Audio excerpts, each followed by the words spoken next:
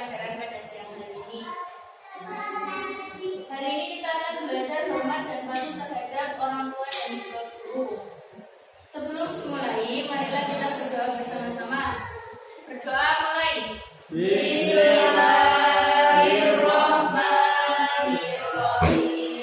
Raditu billahi robba wa bil islami dina wa bi Muhammadin nabiyya wa rasulah. Rabbi zidni ilma warzuqni fahma. Amin ya rabbal alamin. Terima kasih.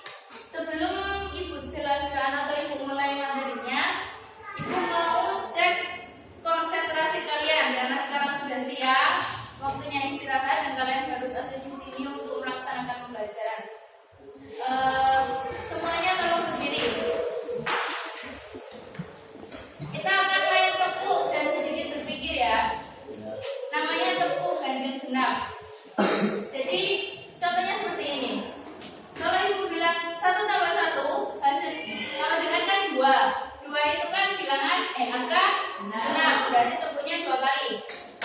Kalau 3 kurangi 1, sama 4 dikurangi 3, hasilnya kan 1, berarti ganjil. Kalau hasilnya ganjil, berarti tepuknya 1 kali. Ya, contohnya dulu. 2 tambah 2. Kemudian 5 tambah 1. Kalau genap 2 kali ya, jangan lebih. Kalau genap 2 kali. Oke. 4 tambah 3. Ayo konsentrasi. Ini masih pemanasan ya. Konsentrasi. 2 tambah 3. Loh. 2 tambah 3 berapa? 5. Berarti ganjil. Oke. 3 tambah 3. Sekarang akan lebih cepat. Konsentrasi ya. 3 tambah 2. 3 kurang 1. 2 lagi. 8 tambah 1. 7 tambah 1. 7 kurang 1.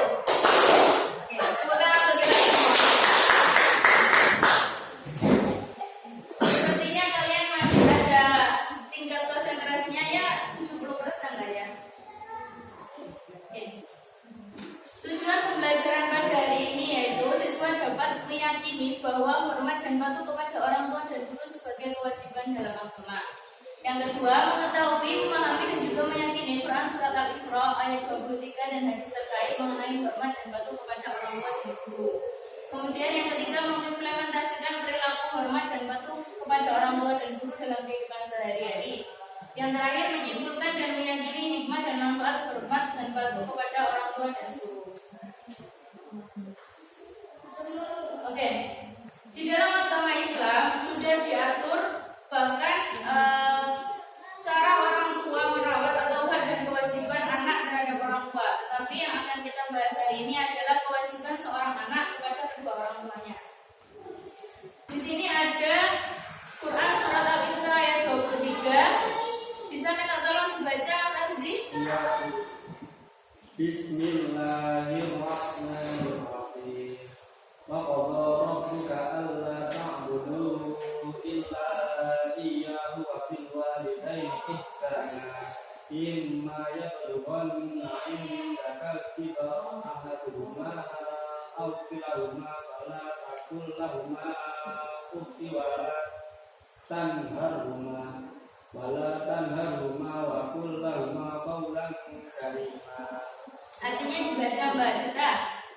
Artinya, dan Tuhanmu telah memerintahkan supaya kamu jangan menyembah selain Dia dan hendaklah kamu berbuat baik pada ibu bapakmu dan sebaik-baiknya. Jika salah seorang di antara keduanya atau kedua-duanya sampai belum lanjut dalam pemeliharaanmu, maka sekali-kali janganlah kamu mengatakan kepada keduanya perkataan hak dan janganlah kamu membentak mereka dan ucapkanlah kepada mereka perkataan kemudian. Oke, terima kasih. Sebelum Ibu jelaskan, di sini ada lanjutannya yaitu surat Al-Isra juga ayat 24. Bisa dibaca Mbak Anissa?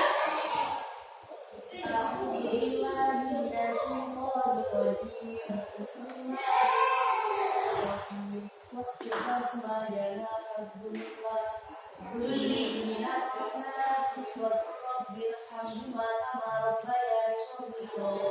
Terima kasih.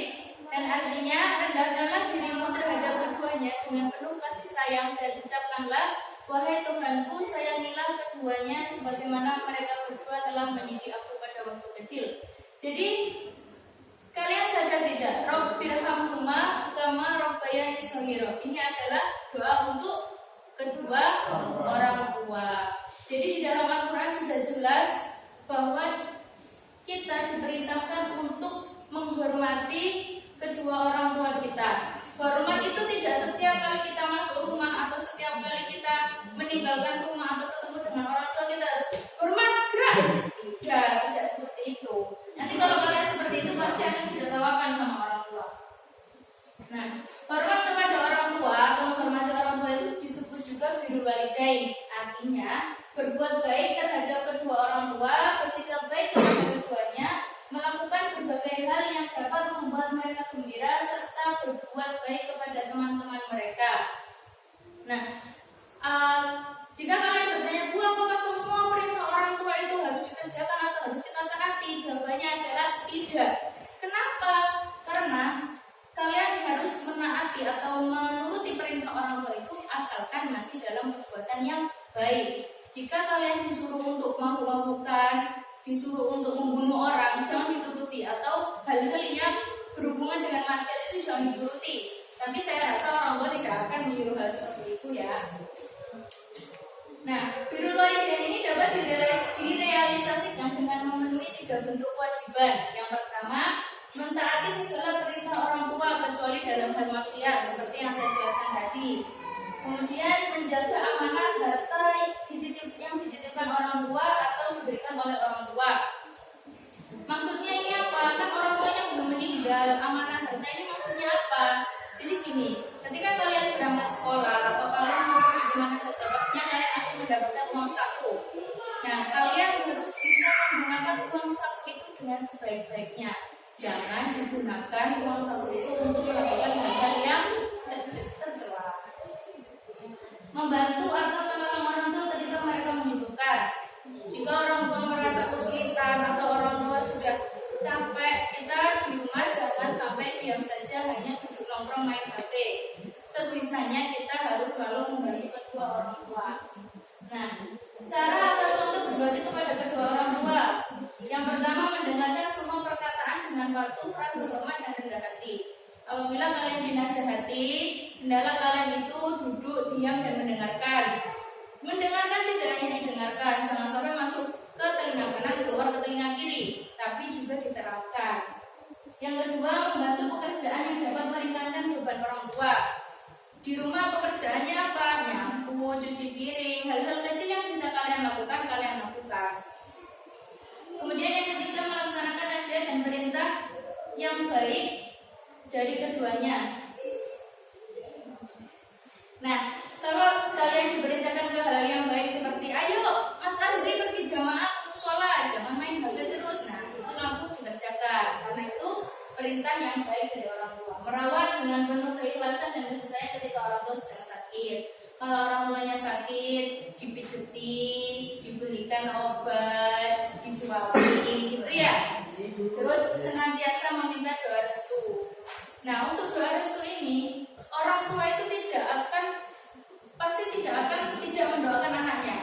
Jadi tanpa anak meminta pun pasti akan didoakan. Tapi alangkah lebih baiknya jika kita juga meminta secara langsung.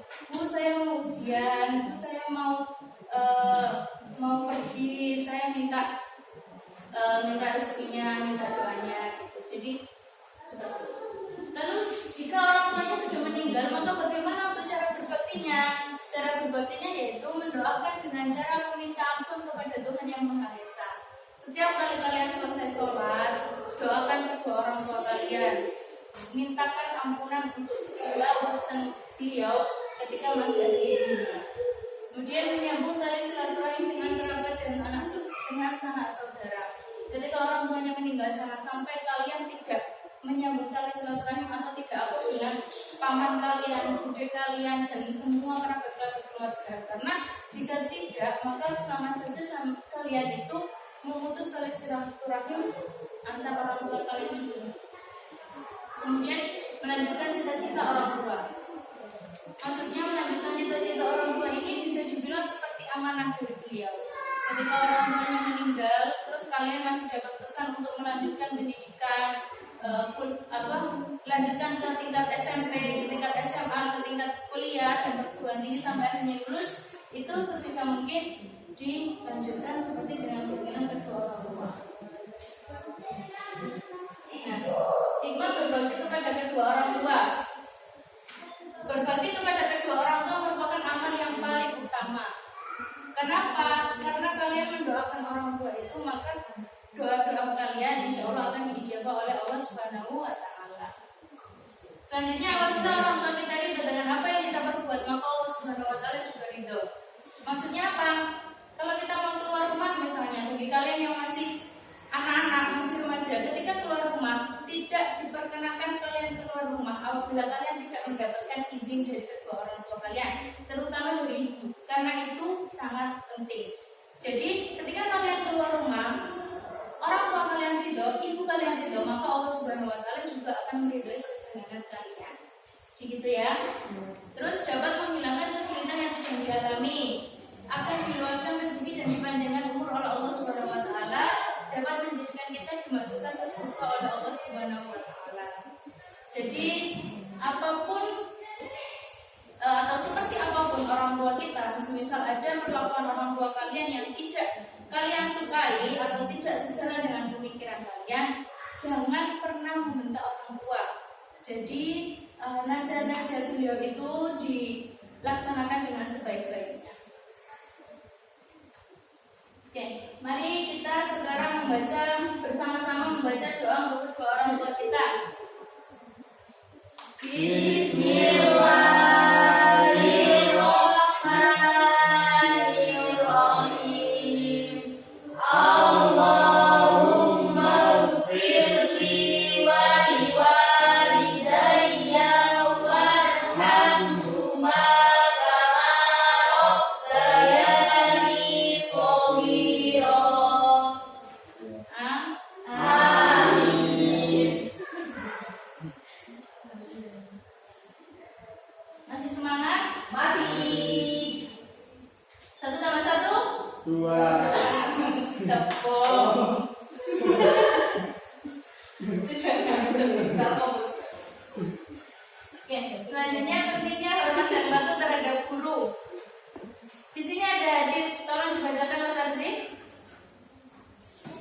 Kelihatan? Tuntutlah ilmu dan belajarlah, atau untuk ilmu, ketenangan dan kehormatan diri, dan bersikaplah rendah hati kepada orang yang mengajar kamu.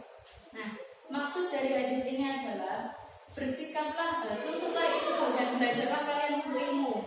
Maka di situ kalian akan mendapatkan ketenangan dan juga kehormatan diri, dan juga bersikaplah rendah hati kepada orang yang mengajar kamu. Walaupun hanya satu huruf atau satu ayat, jika kalian mendapatkan ilmu baru dari seseorang, maka hormatilah orang itu. Gitu. Di sini dijelaskan guru adalah orang yang mengajar kita, mendidik kita dengan berbagai macam ilmu pengetahuan, baik itu ilmu agama, umum maupun sosial. Bahkan orang-orang yang sukses dan memiliki jabatan tinggi itu semua berkat jasa seorang guru. Orang-orang yang sudah berpendidikan tinggi, sudah menjadi DPR, sudah menjadi kepala desa, sudah menjadi kepala sekolah, semua itu mereka terlahir dari jasa seorang guru. Guru itu adalah orang tua kedua kita ketika berada di sekolah. Kemudian cara berbakti kepada guru seperti apa? Yang pertama, menyapa dan mengucapkan salam saat bertemu. Ketika bertemu di jalan, bertemu di sekolah, bertemu dimanapun, disapa, assalamualaikum Bu, assalamualaikum Pak, seperti itu. Kalau tidak berani mengucapkan salam, setidaknya kalian bisa menyapanya dengan senyum dan hormat. Seperti itu ya. Kemudian yang kedua, mendengarkan dan memperhatikan apa yang disampaikan guru. Ketika ada gurunya di depan ini berbicara atau menyampaikan materi, didengarkan dan diperhatikan. Yang ketiga, menghormati dan memuliakan guru dan juga mengikuti nasihatnya. Menghormati dan memuliakan sendiri dan mengikuti setiap nasihat guru. Tidak, yang dimaksud bukan menghormati setiap kalian berada di kelas duduk dengan tangan seperti ini, tidak ya. Kemudian mengikuti pelajaran dengan penuh semangat dan bersungguh-sungguh. Nah, seperti ini kalian contohnya mengikuti pelajaran dengan semangat dan bersungguh-sungguh walaupun mungkin sudah lelah, ya. Yang kelima, mengamalkan ilmu yang sudah diajarkan guru di kelas. Ilmu yang kalian dapat di kelas dan buku-buku yang bisa kalian pelajari itu jangan sampai hanya dibuat tumpukan di rak buku saja. Jangan sampai dibuat bantal tidur apalagi. Jadi itu ilmunya dipelajari, diamalkan. Ketika kalian sudah mendapatkan pelajaran doa untuk kedua orang tua, maka doakan untuk orang tuanya setiap selesai sholat. Yang terakhir, takdim dan juga berperilaku sopan. Jika di depan guru, jangan sampai duduknya kakinya itu tingkrangan, bahasanya kakinya naik-naik ke meja atau naik-naik ke kursi seperti nongkrong di warung, itu jangan. Jadi duduknya harus sopan. Kalau lewat di depan guru itu harus menunduk dan takdim kepada dia. Dan yang terakhir, hikmah berbakti kepada guru.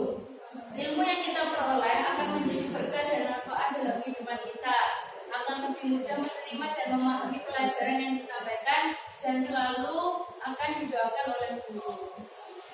Jadi itu anak-anak yang bisa Ibu sampaikan mengenai materi hari ini. Sebelum Ibu tutup, Ibu punya sesuatu. Nah, kalian bertiga menjadi satu kelompok. Di sini Ibu punya soal cerita.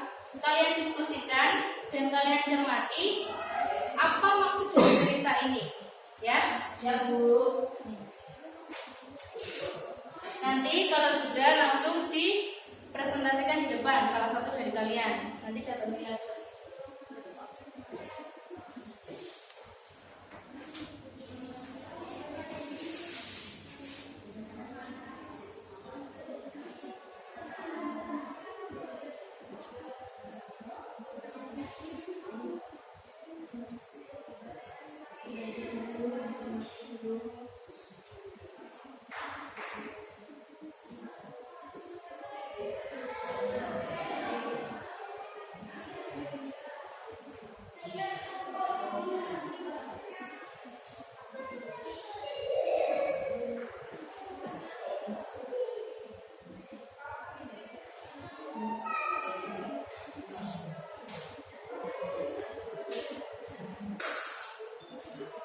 Sudah didiskusikan. Nanti salah satu dari kalian maju ke depan ya.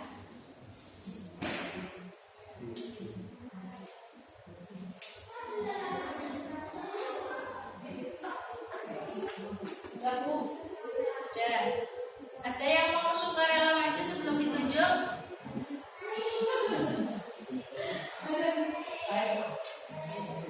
Satu di sana. Baik, di sini saya akan menjelaskan hasil diskusi dari kelompok kami, yaitu di sini dikatakan bahwasanya kita itu sebagai manusia, jika ada seseorang walaupun itu tua, kecil, sudah balik maupun belum balik, kita harus menghormatinya jika dia memberi ilmu sedikit pun. Nah, dalam cerita ini, Imam Syafi'i itu pernah bertanya kepada seseorang tua itu bahwasanya bagaimana mengetahui seekor anjing yang telah mencapai usia balik. Nah, orang tua itu menjawab, jika kamu melihat anjing itu kencing dengan mengangkat sebelah kakinya, maka dia telah balik.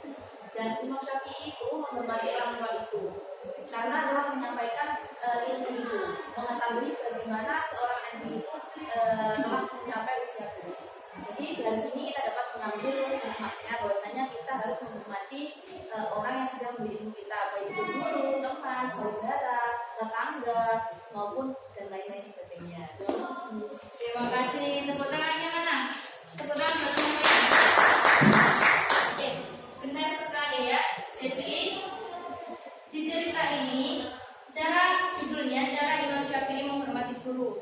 Beliau seorang khalifah saja tidak malu untuk menghormati